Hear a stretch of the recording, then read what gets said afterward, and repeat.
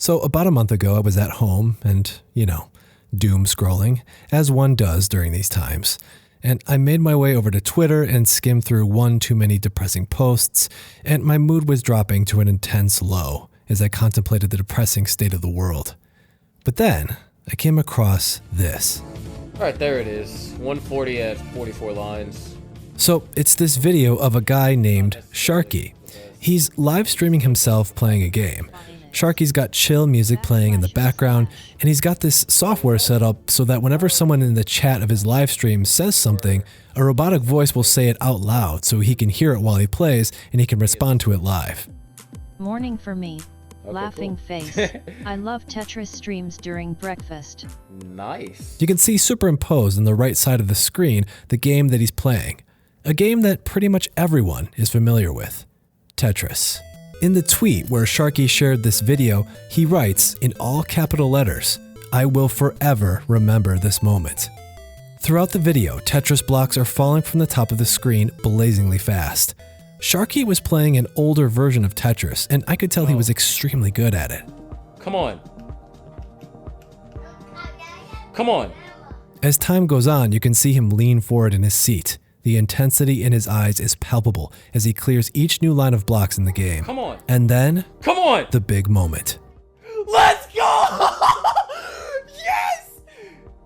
Oh my god! Oh my god! Spider Dad Fusion. I was here. Safe and Oh my gosh. OMG, no way. I'm legit crying right now. Okay, now, even though I'm a longtime fan of Tetris, it wasn't immediately clear to me what exactly I was looking at here. Why this particular moment was cause for such elation. But Sharky's sheer joy was infectious to watch, and it started me down a rabbit hole. One of a surprising world championship and the young stars rising through the ranks to claim victory. It's also technically a story about esports, but not the kind you might normally think of, the kind that I truly believe anyone could watch and get enjoyment from. This is The Curious Gamer, a show about the culture, design, and joy of games. I'm Devin Pulaski.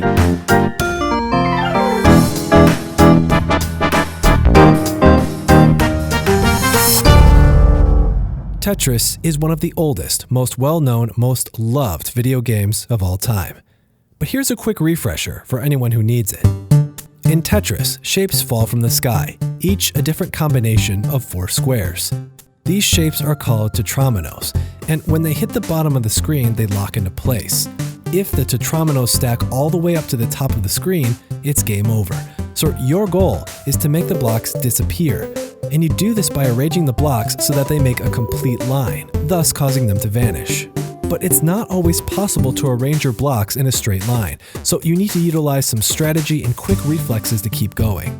And as time goes on, the blocks fall faster, which makes everything much more difficult. If historians were to give a title the award of perfect video game, Tetris is a pretty safe answer. There are many reasons why Tetris has such ubiquitous appeal across cultures and generations, and also why its popularity is going strong almost 4 decades later. One of these reasons is the game's simplicity and abstraction. In Tetris, there are no characters or narratives to cause any sort of cultural barrier. But I think the main reason Tetris has an evergreen appeal is that it teaches you how to play simply through the act of playing it. In Tetris, there are no instructions or tutorials. You learn by watching, acting, and observing the consequences of your choices, creating an endlessly satisfying loop. It beckons you not only to play it, but to replay it, and you're rewarded each time you jump into a new round. It is a masterclass in game design, one still being studied to this day. Tetris was developed in 1984 in Russia by a developer named Alexei Pajitnov. I won't get into the history now, but let's just say the story behind how this game was made, licensed, and spread over the world is fascinating. It involves showdowns between various individuals from Russia, the US, and Japan, filled with intense politics, high-stakes business deals, and clashes of culture. Maybe I'll do an episode about it someday, but if you're curious now, I highly recommend checking out a book that covers all this intense history called The Tetris Effect, written by Dan Ackerman. I think the first time I encountered Tetris was from my aunt back in the 90s, who gave it to me as a gift on a floppy disk. If I had to guess, I probably found Tetris's minimal aesthetic to be off-putting at first, like the game was a relic, no longer relevant to a kid like me who was spoiled by the likes of newer, flashier games like Sonic the Hedgehog. But within minutes, the rules were clear, and I'm sure the instant I lost for the first time, I was firing it back up, ready to do better on my second try. At some point, I'm sure I played Gameboy Tetris, which was bundled with the original Game Boy and sold over 35 million copies, which means it probably reached more people than any other version of Tetris outside of the modern mobile version.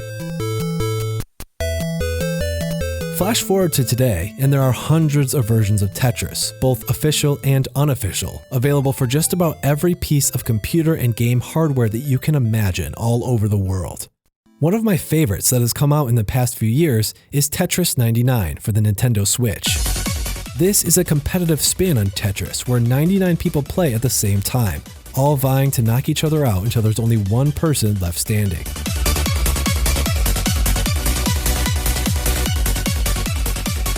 Then there's a version called the Tetris Effect, which has the standard single-player gameplay, but the twist is that it has surreal, immersive animations, mesmerizing imagery, and an infectious electronic soundtrack, which reacts and evolves based on how you play the game. It can be a pretty awe-inspiring spectacle. Seriously, you swim through the cosmos on a wave filled with dolphins and stars.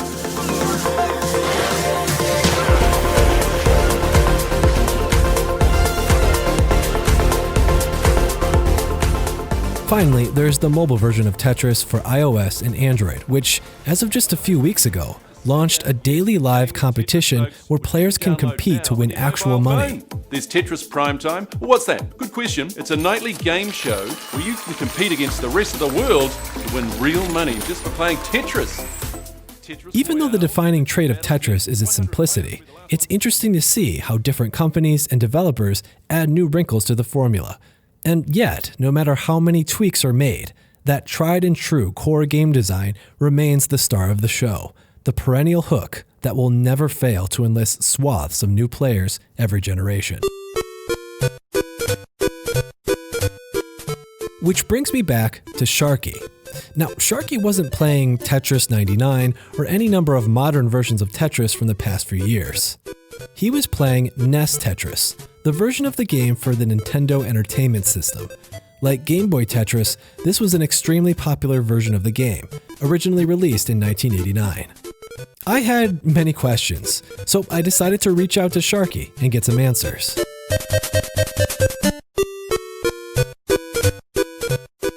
So, I actually only know you as Sharky. That's not your real name, right? My real name is Michael, but it's spelled differently. It has a unique spelling. It's Mykal. But most people call me Sharky anyways, even if they do know my real name. And as of right now, I've been focusing on, of course, being a classic Tetris player, but I also do graphics design and video editing for freelancing.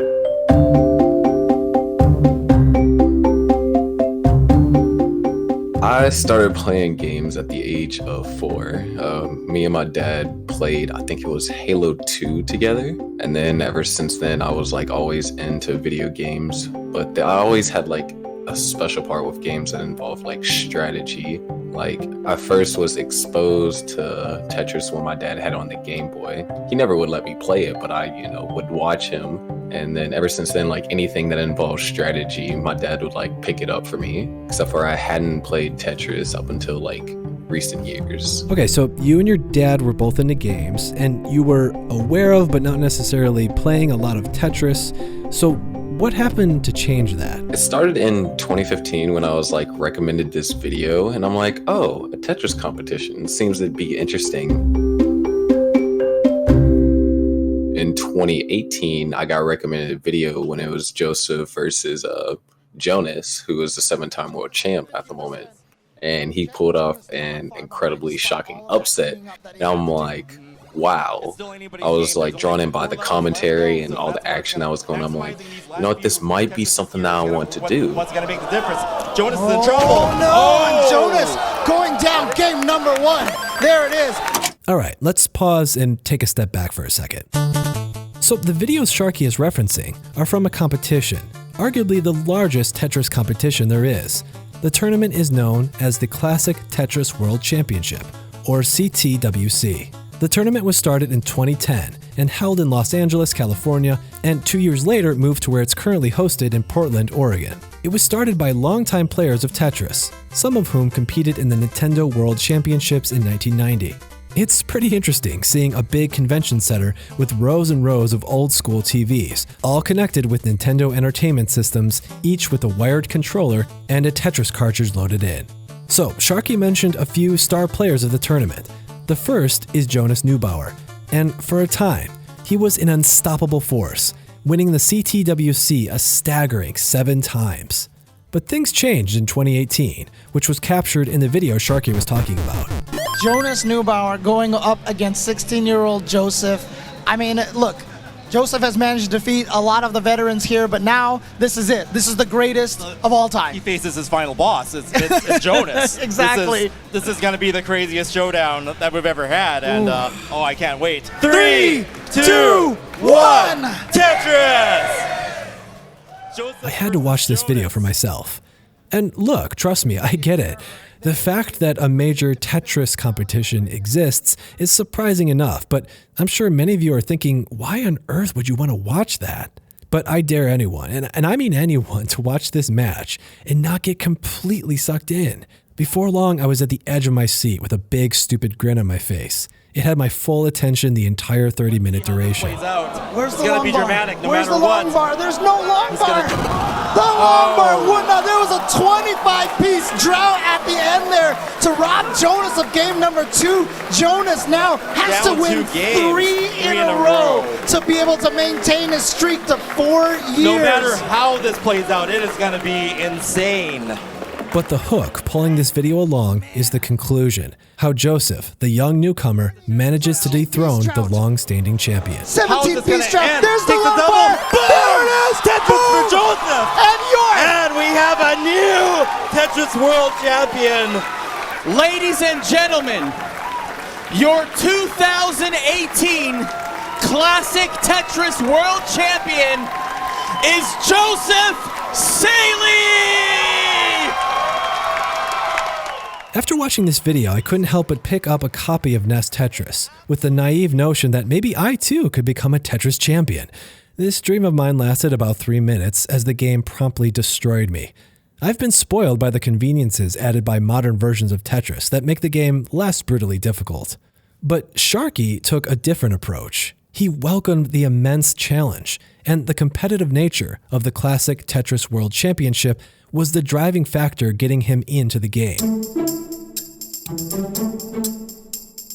And so, after that, I'd studied Tetris or NES Tetris for about 2 months, watching both Jonas and Joseph. And then eventually I asked my dad if, I can get an NES to, try it out. We made a deal. If I organize the garage in 30 minutes, then he'll buy me my NES. And so then I did that, and then I got my NES and Tetris and started on February 27th of 2019. Oh, wow. You kept track of things right down to the day you officially started. Yeah, I kept track of my progression just so it can be something that I can look back at and say, wow.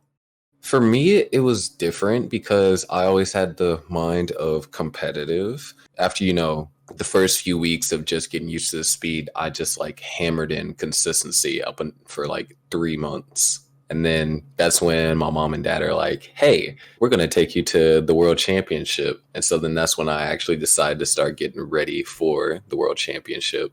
So this past October, you actually competed in the most recent Classic Tetris World Championship. What was that experience like? It was incredibly nerve-wracking because, at the time, I only had 7 months of playing while everyone else there's been playing for over years. So it definitely was nerve-wracking, but I did qualify for 24th seed. And it was definitely an experience to, meet all these players that, you talk to online and you finally get to, meet them in real life. And it's just fantastic to see and observe all of the Tetris there. And even though I was unfortunately knocked out in round 0, it still was, a great time.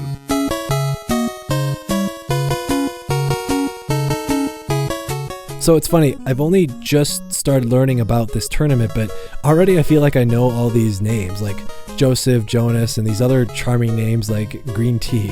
Did you get to meet and talk to all the star players? I got to meet Jonas, Joseph, Harry, all the people that, you'd recognize. Didn't get to take a picture of Corian, but I did get to meet, Green Tea. What's a moment that stood out to you meeting these guys? Well, when I met Harry, I, talked to him on the stream, but, he's never seen me. And so then when I say, hey, Harry, he looked at me like, who the heck is this kid?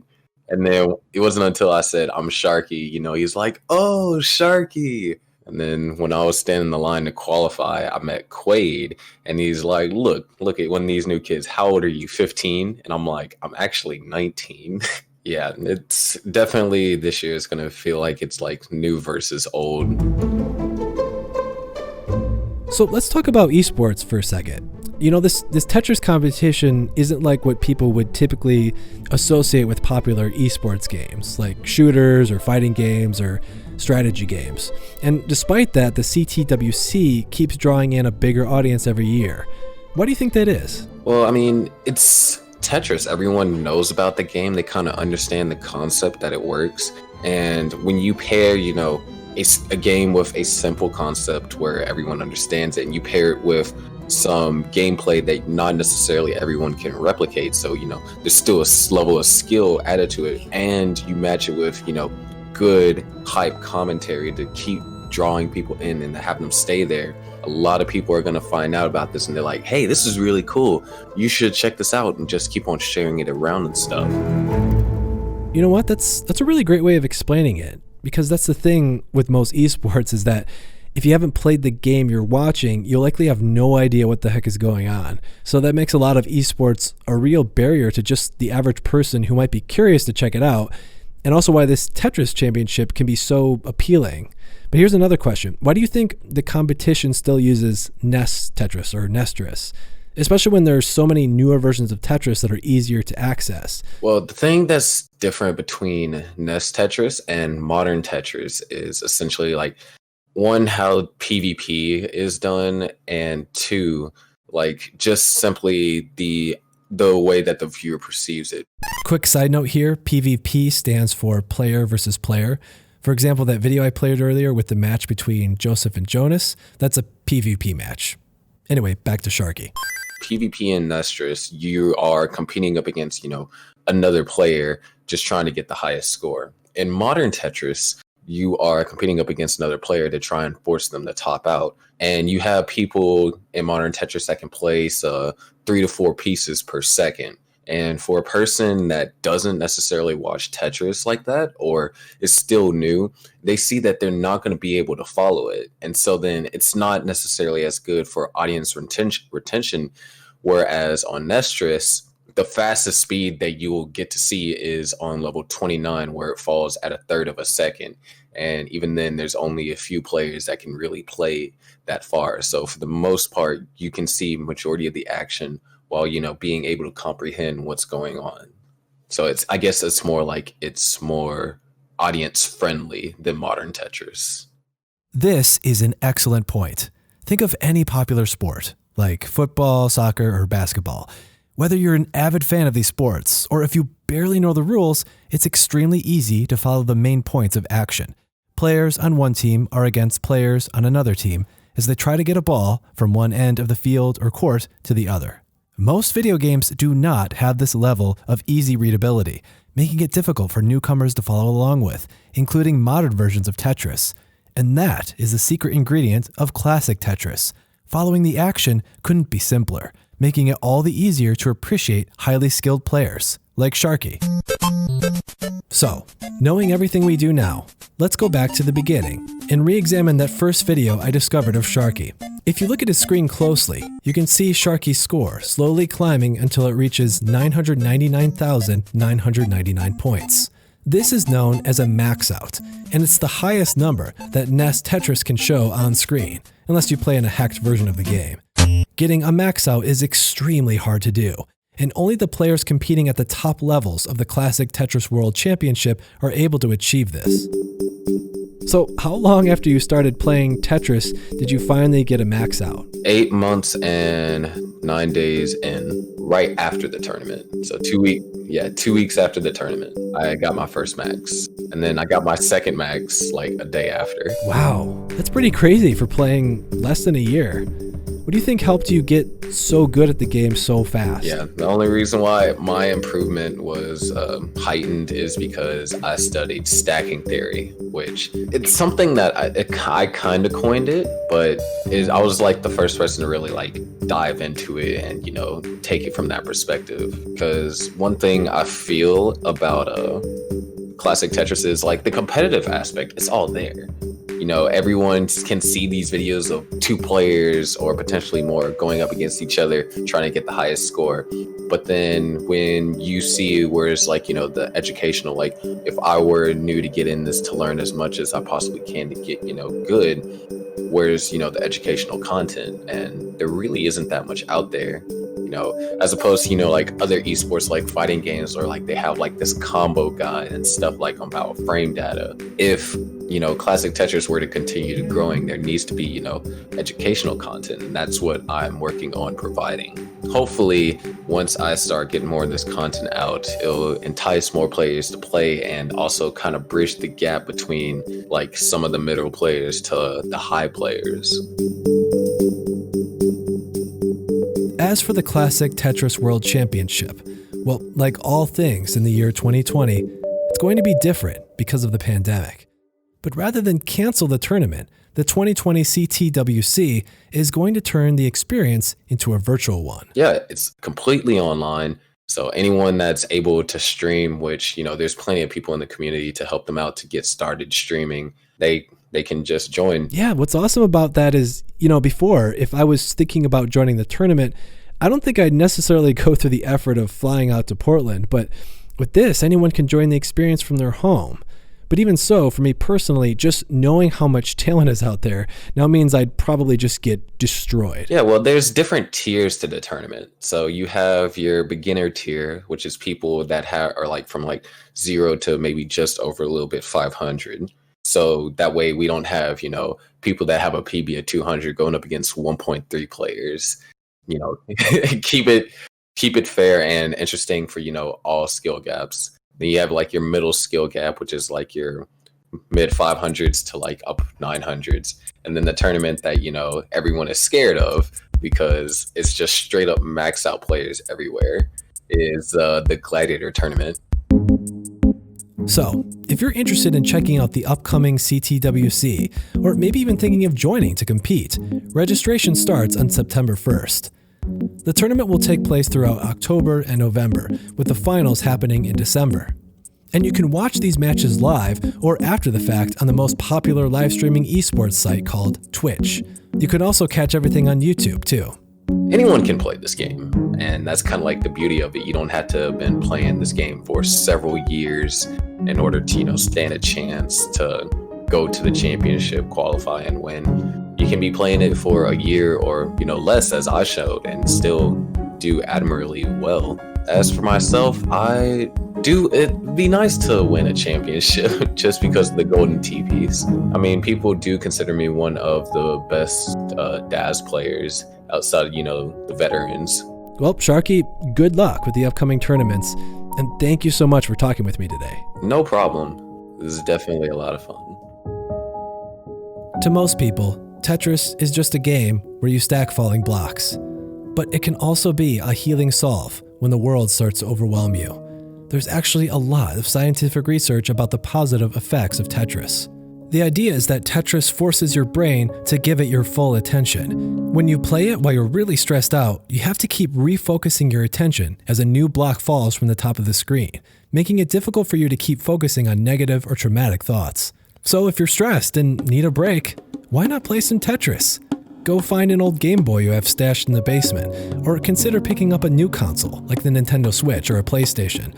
Or, easiest of all, just download the official version of the game for free on your phone or tablet, or play it free in your web browser at Tetris.com. And then there's the Classic Tetris World Championship, which, again, I can't recommend enough just Googling it and chilling out with some of the videos and enjoying one of the most entertaining and wholesome gaming communities you're likely to ever find.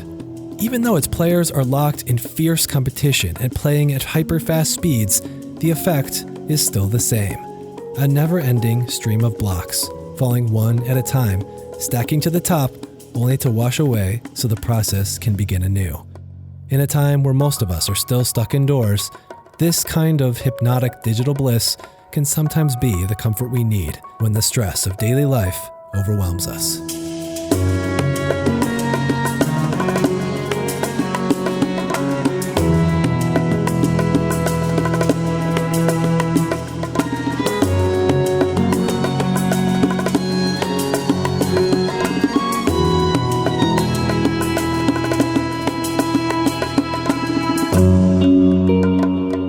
Curious Gamer was written, produced, and voiced by me, Devin Pulaski. I composed most of the music in this episode, and the rest is from various versions of Tetris, which I've credited in the music notes.